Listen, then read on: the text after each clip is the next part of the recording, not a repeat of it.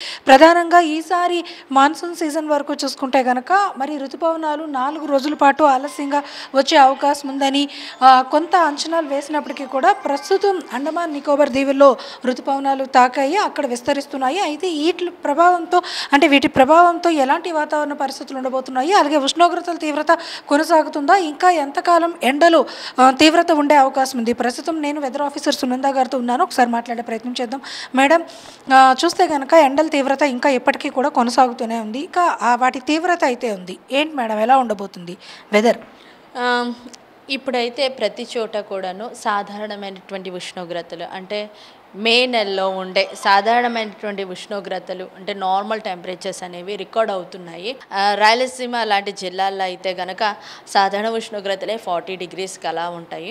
So అక్కడ 40 degrees కన్నా తక్కువగా రికార్డ్ అవుతున్నాయి. తర్వాత కొంచెం అబౌవ్ 41 అలాగా కూడా రికార్డ్ అవునా కూడా అవి సాధారణమైనటువంటి టెంపరేచర్స్. అంటే మే నెలలో మనకి అత్యధికమైనటువంటి ఉష్ణోగ్రత ఉదయకాల ఉష్ణోగ్రతలు ఉంటాయి. సో అది జరుగుతుంది.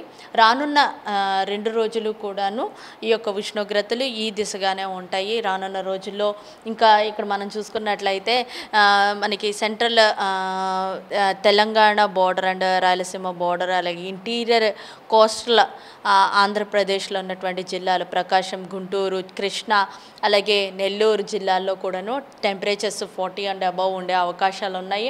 ఇక్కడ చూసుకున్నట్లయితే నార్త్ కోస్టల్ ఆంధ్రప్రదేశ్లో ఉన్నటువంటి జిల్లాలు శ్రీకాకుళం, విజయనగరం, విశాఖపట్నంలో అత్యధికంగా 38 వరకు కూడా వచ్చే అవకాశాలు ఉన్నాయి. తర్వాత మధ్యలో వెస్ట్ గోదావరిలో మాత్రం 40 and అలా ఉంటాయి. రానున్న 5 రోజుల్లో కూడా కొంచెం సాధారణం మీద ఇంకా 2 to 4 degrees అబవ్ నార్మల్ ఉండే అవకాశం ఉంది.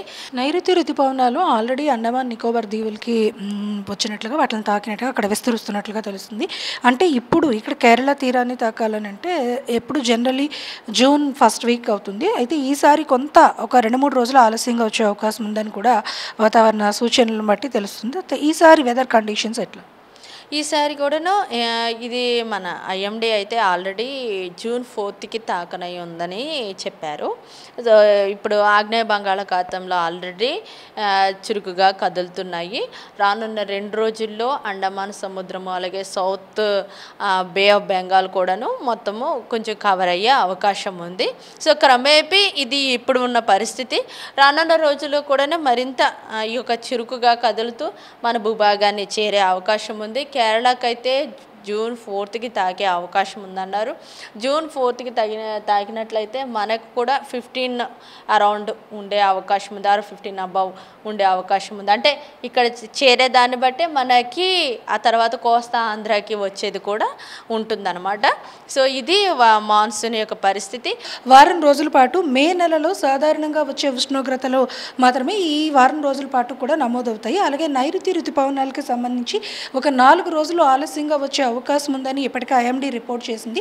అయితే ప్రస్తుతం అండమాన్ తీర ప్రాంతంలో నైరుతి ఋతుపవనాలు విస్తరించే ప్రక్రియ జరుగుతుంది. అయితే ఇక్కడ మన భూభాగంలోకి చేరేటప్పటికి జూన్ 14 తేదీ అయ్యే అవకాశం ఉందని అంచనాలు వేస్తున్నారు.